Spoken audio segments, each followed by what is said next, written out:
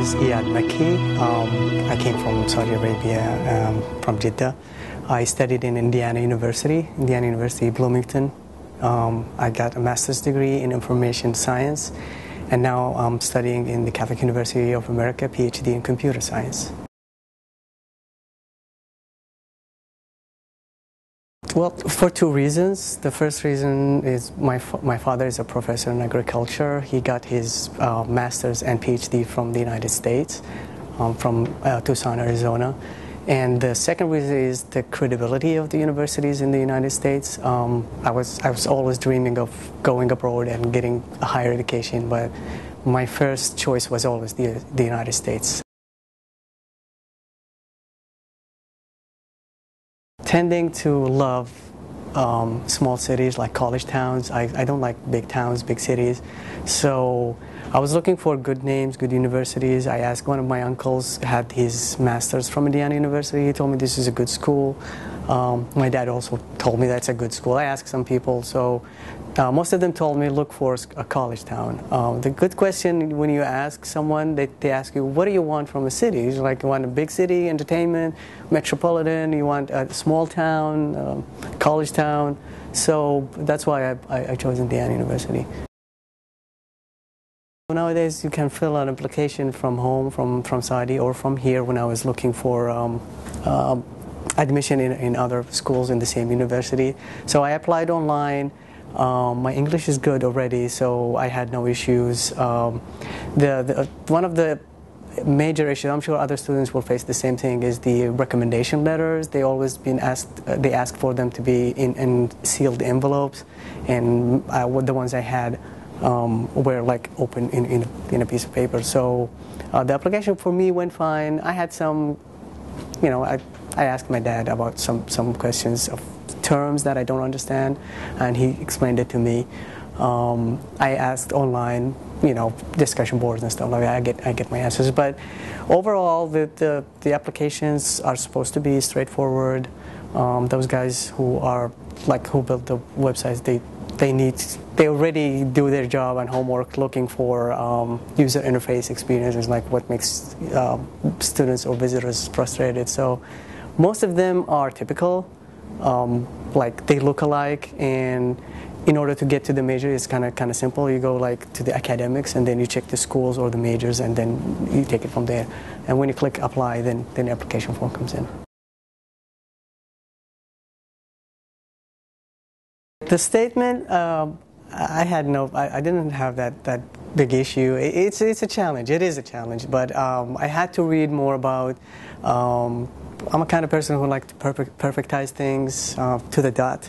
So before I was working on my resume, so I keep updating it. I worked on my statement and keep updating the resume. But the problem is that you have to gear your statement to a lot of universities and schools, and each one is unique. So you have to rewrite it. It's not just filling the blanks. The GRE and before I come here, my dad told me that he was there in the 70s and 60s probably, and he told me there is a test called GRE, beware of it. So I took the test. I probably didn't do as much as I wish, but it's a tough test. And even for Native Americans, it is a tough test. Like, it was so funny that when you get to the vocabulary, you see one word, and then you see like 5 choices. The whole 6, I never heard of them before. So I tried my best, and thank God I just got admission in a university. I applied for 10 universities, and one of them accepted me. That's for the PhD, which is kind of tough, but I made it. The problem with graduate school is that 90%, most of them, I'm not going to say 90% because I don't know the number, but most of them start their school only in the fall. So if you're planning to apply for graduate school, then make sure that you apply before the deadline, because they start the school on the fall only. So you can't apply for the spring. And if you apply, if they start at the fall, then most likely 6, 4, 5 months before that, your application has to be there. So you can't apply don't expect to be like even to get a response if you apply 2 or 3 months before the deadline. I mean, is before the school starts. Some of them are flexible with deadlines if the deadlines arrived, but not too many students applied, then they might consider you, but don't count on it. That's the most important.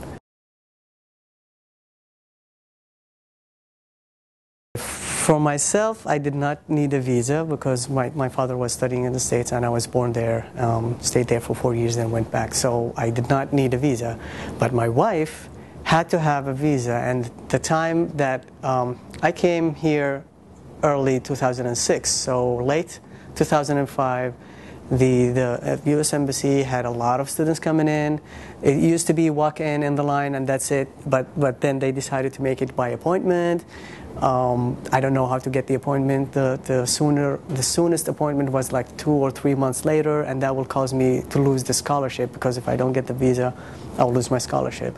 So I struggled, and then I squeezed out an appointment, and then I got the visa. But I didn't go with her because I wasn't allowed to. I mean, she was in Riyadh. I was working. I gave her the advice of just be honest. All the paperwork is filled carefully by myself because of my language. I asked some people what needs to be done. I read the instructions carefully because you are supposed to read them and you are supposed to do what it says. So they asked her a few questions. They know that she's going for a graduate degree, that she's planning to come back because all her family is here.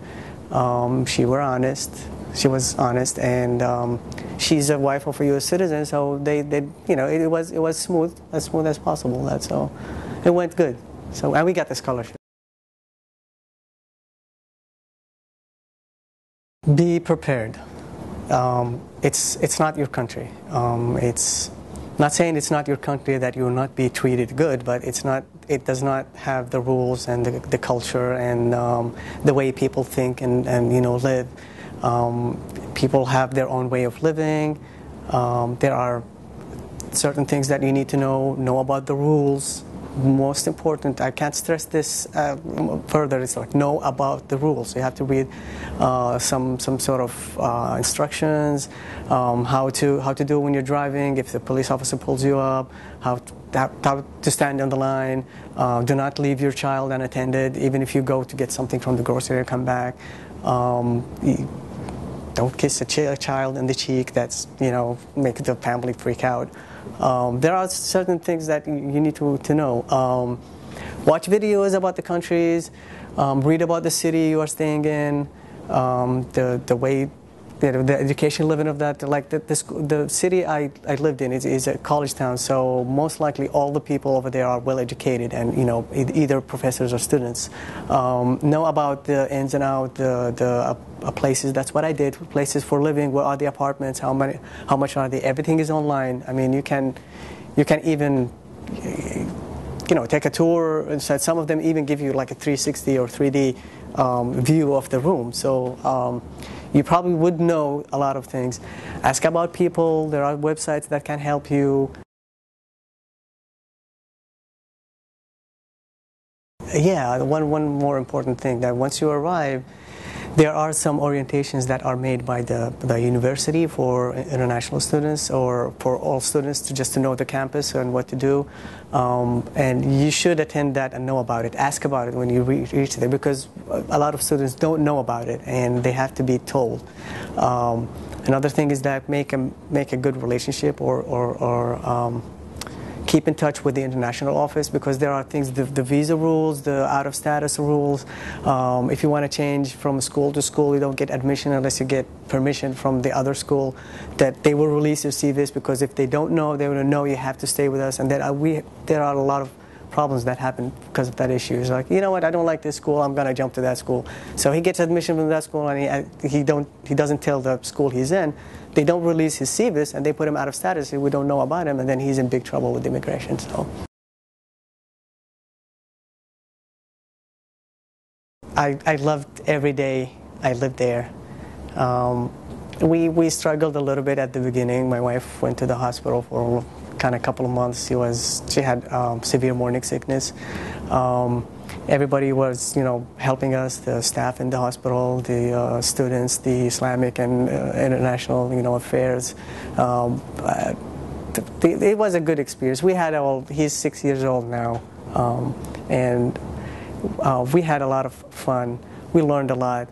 We learned about, we had education, and we learned about the culture, how things are done, how people are living, how to get a driving license, how to apply for the bank. States are different, the rules are different in each state. It's not the way when you change state. Now I live in Virginia. It's a big city. I have to go like 35 to 40 miles from, I live in like the west of this area, so to reach school or work the bottom line of that is like I enjoyed it, I loved it, I learned a lot, I taught my children a lot, especially the order, how to deal with people from different cultures, and we learned the language and we got the education and we love it here. First of all, I'm planning to finish my PhD. I'm gearing my PhD dissertation towards something related to Saudi Arabia, probably like something related also to the web and either security or disability issues, and go back and teach what I learned there in a university, and then pass it forward, pass the education I got forward. So.